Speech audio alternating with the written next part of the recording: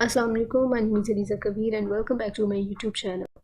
आज काफ़ी अर्से बाद मैंने एक वीडियो अपलोड कर दी है क्योंकि कुछ शादियां वगैरह थी और कुछ मेरा गला काफ़ी ख़राब रहा। बाकी मैंने सोचा कि मिड टर्म्स जो है वो भी आ गए करीब है बिल्कुल, और उसके साथ साथ ये जो चैप्टर्स हैं हमारे, इसमें टोटल 8 चैप्टर्स इंक्लूड हैं इस टॉपिक में, सॉरी इस सब्जेक्ट में। चैप्टर नंबर 1 to 8 और 4 तक हमारे हो गए थे, और नेक्स्ट हम जो 4 है ना उनको कर लेंगे इंशाल्लाह। टॉपिक नंबर 76 से 123 तक। ओके, चैप्टर नंबर 5 के हमारे पास के डिजिटल टू एनालॉग कन्वर्जन। इसमें क्या करना है कि मैं आपको ज़्यादा एक्सप्लेन नहीं कर रही, आप सिर्फ इन नोट्स को देख लें, इनको रीड कर लें। और बाकी जो है मेरे अगर नोट्स चाहिए तो ईमेल जो है मैंने सेंड की भी है पहले आपको, तो उस पर ईमेल जो है नीचे डिस्क्रिप्शन में मैं लिंक दे दूँगी, उधर आप जाके उसको देख लीजिएगा। नोट्स आपको इंशाल्लाह मिल जाएंगी। चलें जी, ये आप इसको रीड कर लीजिए। पहले वही चीज़ें जो हमने पढ़ ली हुई हैं इसकी, जो इसमें हमारे पास क्या होता है कि जो 3 डिफरेंट टेक्निक्स होती हैं हमारे पास डिजिटल टू एनालॉग कन्वर्जन में। पहली है कि ए एस के में क्या होता है कि amplitude of the carrier signal is varied to carrier signal elements both frequency. इसमें ये आप याद रखें कि फ्रिक्वेंसी और फेज जो है ना वो कांस्टेंट रहते हैं, लेकिन जो एम्पलीट्यूड है ना वो चेंज करता रहता है। और एफ एस के में क्या होता है कि जो एम्पलीट्यूड होता है और फेज़ ये रिमेंस कांस्टेंट होते हैं, और बाकी फ्रिक्वेंसी जो है वो चेंज होती रहती है, और फेज़ में भी ऐसे ही है, इनके बिल्कुल ऑपोजिट।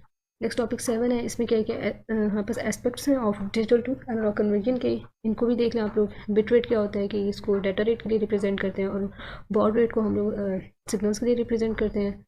इनकी कुछ जो करेक्टरिस्टिक्स हैं उनको देख लें। ओके, नेक्स्ट एग्जांपल है। एग्जांपल को भी आप देख लें कि आर हमारे पास 4 है, एस हमारे पास 1000 है, और नंबर ऑफ बिट रेट्स जो है इनको हमने फाइंड करना है, वही फार्मूला पुट करके हम फाइंड कर सकते हैं। फिर जो पीछे हमने पढ़ा था ए एस के, उनको नेक्स्ट यहाँ पे डिटेल्ड वे में समझाया गया है, और जिसमें यह है कि बाइनरी ए एस के इसमें आता है। उसके बाद उसकी एग्जांपल, और इसकी एग्जांपल ये है कि we have an available bandwidth of 100 kilohertz which spans from 200 to 300 kilohertz. What are the carrier frequency and the bit rate if we modulated our data by using ASK with d equals to 1।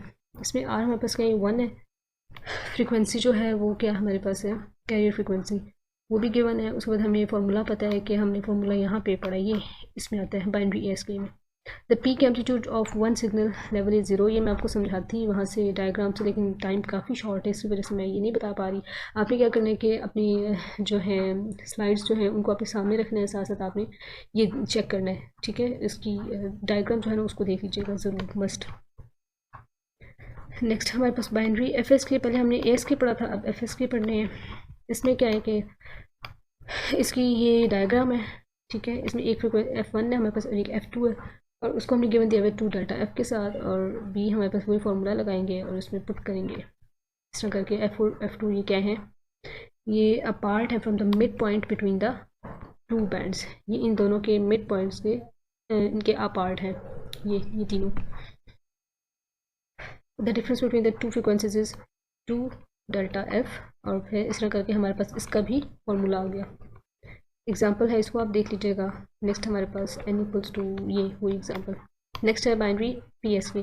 आप इसके ये जो है ना formulas, इनको अच्छी तरह बस याद कर लें, ठीक है। एक दफ़ा इनको रीड करके बाकी इनके फार्मूलाज जो है इनको अच्छी तरह देख लें। नेक्स्ट ये एग्जाम्पल्स इन तीनों की मस्ट करनी है साथ, ईजी है काफ़ी, इजी फार्मूला लगा के वही आंसर बस आ जाना है। नेक्स्ट है कॉन्स्टेलेशन डायग्राम, ये आप देख लीजिएगा, वहाँ से साथ साथ डायग्राम जो है उसको ओपन करें। बाकी यहाँ से मैं रीड कर देती हूँ कि it helps us define the amplitude and phase of a signal element. This is useful when we are using 2 carrier frequencies. ये तब यूज़फुल होती है जब हम लोग 2 कैरियर फ्रीक्वेंसीज यूज़ कर रहे थे, एक फेज़ और दूसरी जो है वो क्वाड्रेचर जो है उसकी। इसमें क्या होता है कि सिग्नल टाइप जो होते हैं वो रिप्रेजेंट करते हैं एज DOT डॉट। क्वाड्रेचर क्या होता है कि ये हमारे पास कंबाइन करता है ASK PSK को, फिर हमें क्या मिलता है, QAM मिलता है हमें। So the idea of using 2 carriers, one in phase and other quadrature with different amplitude levels for each carrier is the concept behind QAM, ये quadrature amplitude modulation। जी, नेक्स्ट है हमारे पास एनालॉग टू एनालॉग कन्वर्जन। इसमें क्या होता है कि वही same है, लाइक जिस तरह हमने डिजिटल टू डिजिटल कन्वर्जन पढ़ा, इसी तरह अब हम नेक्स्ट पढ़ेंगे एनालॉग टू एनालॉग कन्वर्जन।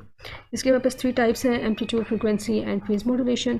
और इसमें भी सेम वही कॉन्सेप्ट है जिसमें हमने पहले पढ़ा था कि जो एम्पलीट्यूड है वो चेंज होगी, लेकिन फ्रीक्वेंसी एंड फेज जो है वो रिमेंस कांस्टेंट होंगे। और फ्रीक्वेंसी में भी यही होगा कि एम्पलीट्यूड और फेज जो है वो कांस्टेंट होंगे, और साथ बाकी चेंज होता रहेगा, इसी तरह सेम एज फेज मॉड्यूलेशन में। तो बाकी जो है नेक्स्ट हम स्टार्ट करते हैं चैप्टर नंबर 6। हाँ जी, चैप्टर 6 से हमने स्टार्ट करना था और टॉपिक नंबर 89 टू 100 है। इसको भी आप रीड कर लें। मल्टीप्लेक्सिंग क्या होता है कि ये सेट ऑफ टेक्निक्स होते हैं जो कि सिर्फ अलाउ करते हैं ट्रांसमिशन ऑफ मल्टीपल सिग्नल्स को एक सिंगल डाटा के ऊपर। इसकी 3 कैटेगरीज हैं, एक FTM और एक WDM, time division multiplexing third one. FTM में क्या होता है कि it is an analog technique that can be applied when the bandwidth of a link in hertz is greater than the combined bandwidth of the signals to be transmitted.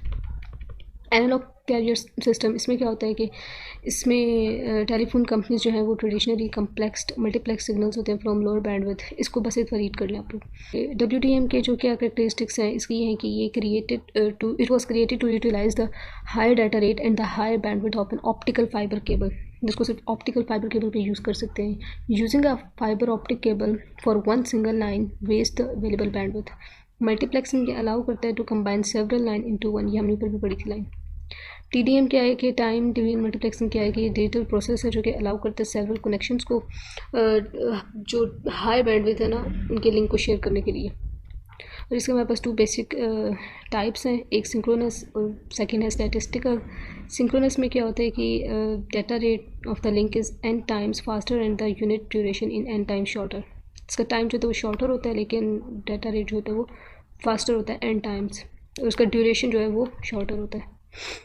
Okay, interleaving क्या होता है कि time division multiplexing जो है वो can be utilized as 2 rotating switches, one of the multiplexing side and the other on the demultiplexing side. The switches rotate at the same speed but in opposite direction. इसमें यह है कि जब 2 switches होते हैं हमारे पास, एक मल्टीप्लेक्सिंग साइड पे और एक डीमल्टीप्लेक्सिंग साइड पे, और जब उनको रोटेट करते हैं तो रोटेट होते हैं एक सेम स्पीड उनकी सेम होती है लेकिन जो उनका डायरेक्शन है ना that should be opposite.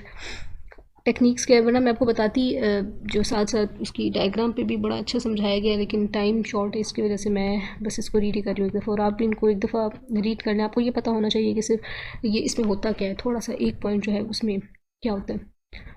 Techniques क्या है इसकी कि if the data rates are not the same in TDM then 3 techniques can be used. एक मल्टी लेवल है, एक मल्टीपल स्लॉट मल्टीप्लेक्सिंग है, एक पल्स स्टफिंग है। ओके, मल्टी लेवल में क्या होता है कि ये टेक्निक है used when the data rate of an input line is a multiple of others. जब इनपुट लाइन की जो डाटा रेट है वो ज़्यादा से ज़्यादा मल्टीपल होंगी others of others. Multiple slot multiplexing ये है कि इट इज़ मोर एफिशिएंट है to allot more than one slot in a frame. Slots की हमने बात की थी कि इनको हम लोग फ्रेम में यूज़ करते हैं, एज अ फ्रेम इनको कहा जाता है, to a single input line, एक सिंगल इनपुट लाइन में। पल्स में क्या है कि पल्स में भी हमें पल्स का नाम सुनते ही बिट्स याद आ जाते हैं, ये भी हमने पीछे पूरा इसका टॉपिक किया था। The bit rates of a source are not multiple integers of each other. This technique is also called pulse stuffing या फिर बिट स्टफिंग भी कहते हैं हम इसे। डिजिटल सिग्नल सर्विस में क्या होता है, टेलीफोन जो है companies implement through a hierarchy of digital signals called digital signal services. Statistical TDM क्या होता है, पहले हमने सिंक्रोनस की बात की थी, अब स्टैटिस्टिकल पढ़ेंगे। इसमें क्या होता है कि जो स्लॉट्स होते हैं वो डायनामिकली एलोकेट होते हैं to improve the bandwidth efficiency. जो बैंडविड्थ की एफिशिएंसी है उसको इम्प्रूव करने के लिए ये डायनामिकली एलोकेटेड होते हैं। Only when an input line has a slot that contains some data and that needs to be sent, only then it is given a slot in the output frame.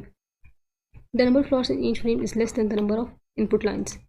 आप साथ diagrams भी रखिएगा साथ, एक side पे और दूसरी side से इसको रीड करें तो इंशाल्लाह ईजी हो जाएगा। नेक्स्ट है स्प्रेड स्पेक्ट्रम। ये design to be used in wireless applications. Wireless applications में इसको यूज़ करते हैं, जैसे कि for example like lands and WANs, ये मेरे पास वायरलेस होते हैं ना।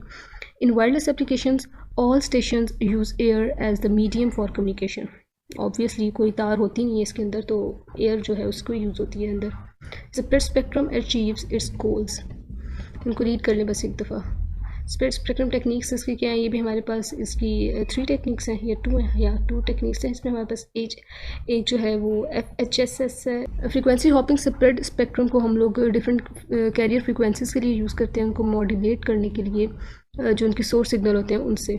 Eight one moment the signal modulates one carrier frequency, at the next point it modulates the other carrier frequency. एक मोमेंट पे क्या होता है कि जो सिग्नल है वो मॉड्यूलेट करता है एक फ्रीक्वेंसी को, और जो नेक्स्ट पॉइंट है उस पर क्या होता है मॉड्यूलेट करता है अदर, बाकी जो है ना कैरियर्स उनको। डायरेक्ट सीक्वेंस स्प्रेड स्पेक्ट्रम जो है इसमें क्या होता है कि इसमें हम लोग उसको यूज़ करते हैं expand the bandwidth of original signal.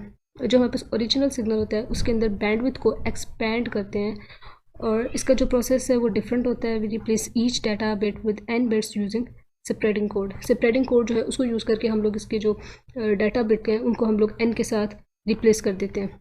Each bit is assigned a code of n bits, और हर जो बिट है उसको फिर n बिट्स जो है उसका कोड असाइन हो जाता है, जिसको हम लोग चिप्स कहते हैं, where the chip rate is n times that of the data bit. ये हमारे पास हो गया एंड। और नेक्स्ट अब हम करेंगे इंशाल्लाह चैप्टर नंबर 7 एंड 8। और इसमें अगर कोई और कन्फ्यूजन हुई किसी पॉइंट में आप पूछ लीजिएगा, लेकिन इसको बस ये है कि आपने एक पॉइंट वाइज जो है उसको याद रखना है कि इसमें क्या होता है। अब लास्ट टाइम पेपर में एमसीक्यूज इस टाइप के आते हैं कि अब ये बताया हुआ स्टैटिस्टिकल टीडीएम ये क्या है, ये पूछ लेंगे ये किस चीज़ में आएगा। आपने बताना है कि डिजिटल सिग्नल सर्विस में है या फिर एनालॉग सर्विस, इस तरह करके नीचे ऑप्शन हुए होंगे और इस तरह करके आपने इसको याद करना है। ये इसमें आता है डिजिटल सिग्नल सर्विस में। बाकी आज के लिए बस इतना ही था। ओके जी, अल्लाह हाफिज़, थैंक्स फॉर वॉचिंग।